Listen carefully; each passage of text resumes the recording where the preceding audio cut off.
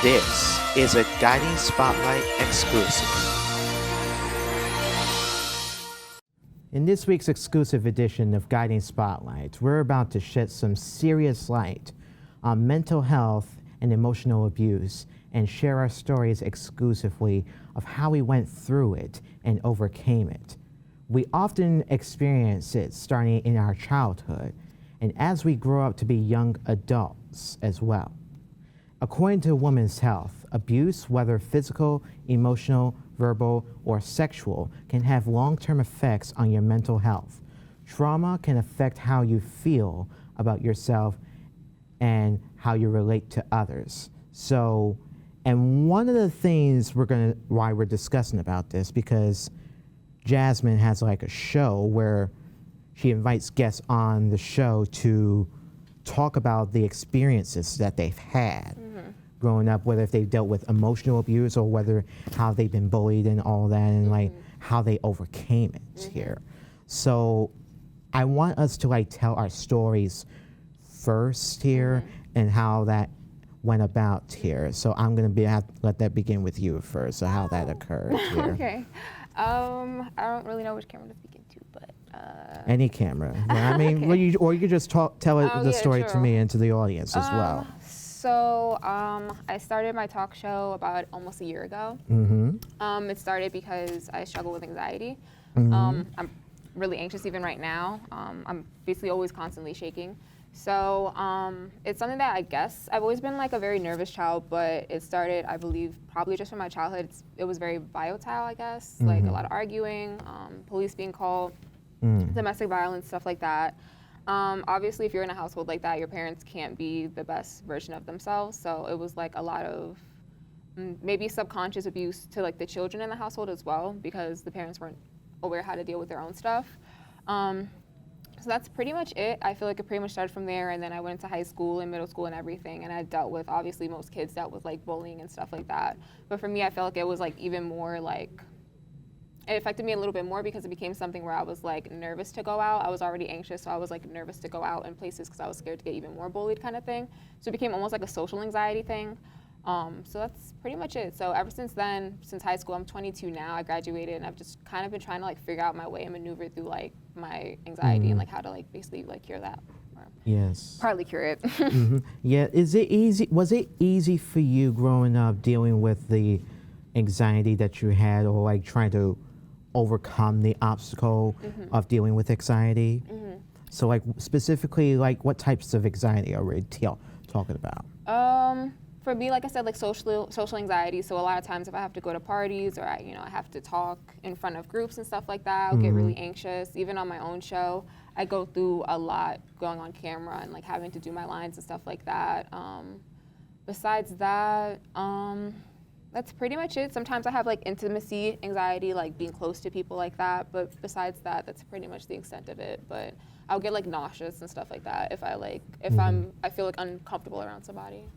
What was now when we talked briefly about how you've dealt with a lot of abuse growing up, where there's a lot of arguments, and like, I mean, what was going through your mind, and like how did that make you feel? Because it kind of seemed like it was really emotional or stuff. It was like, did anything occur to you of what was going on? What was like your fear of?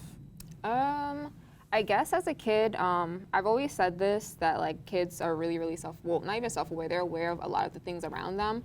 I feel like a lot of time parents and like guardians don't really give them the credit, but it's almost like kids can like hear a conversation, but it's like almost like a muffled conversation, but like they can kind of sense what's going on. So for a long time, I pretty much knew my parents were going through it, and that, my mom was going through it, and she was not really like right with her mental health. But I mean, you don't really, it gets to a certain point where you feel like stuff like that is normal because you've grown up in it for so long, basically. It wasn't until like later that I was able to be in other people's houses and like gain friends and relationships with people where I was like, okay, like this is what a healthy relationship looks like, this is what an unhealthy relationship looks like. So that's been basically like my guiding point for like how I've been trying to lead my life since like my childhood, basically. Now, when it comes to bullying, it's like really something that happens to most of us. even when we're younger and begins in the times of elementary school. Like, did you ever experience a bullying where it led to you not feeling good about yourself, or something where it was, Oh yeah, definitely. I mean, that's the point of bullying. Like, it's to like tear you down. Most times, bullies don't feel good about themselves, so it's like they always kind of go into it to like aim for things that, I mean, maybe that they feel insecure about. So starting out when I was little, like something that I was bullied about a lot was I would be called ugly a lot when I was a kid, like a lot. Like, it happened to me multiple times. So when I was like a little kid, I was super insecure about like my looks and stuff like that. Like, I would like cry about it all the time, like to my parents and stuff like that. Like, it was like a big insecurity for me. Did you have someone who had your back that you would talk to when you were younger, and to explain what you're going through with the when you were bullied here?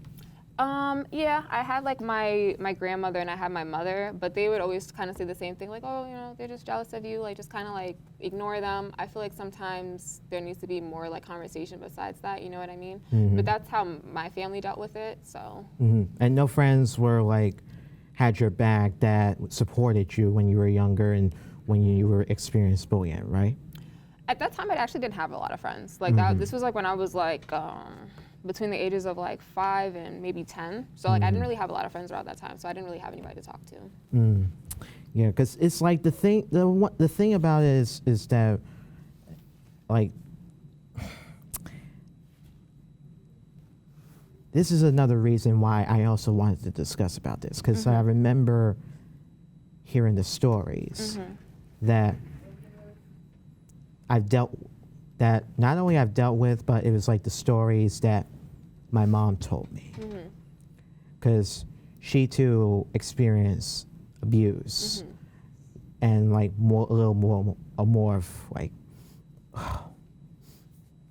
God, if I even mention this, it's like at the same time I want to mention it, but at the same time it was just really just emotional, because it's like really just disturbing. Yeah, I mean, you don't have to force it if you don't want to, but no, like. Well, I feel like I need to, because because it's important for us to understand that this is a serious issue that is still going on today here, and it's like this is a reason why we have to recognize the signs, like whether if it's yelling, name calling, or punishing you and trying not to get your way, or invading your privacy, or et cetera, et cetera. There's a lot of things going on here where there are signs that we have to like be mindful of here.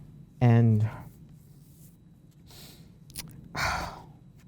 I'll tell you what, I definitely want to just tell my side of the story now that we've heard from you, but there's more to come on this Guiding Spotlight exclusive. So I'm going to tell my story in a moment. So we'll be right back.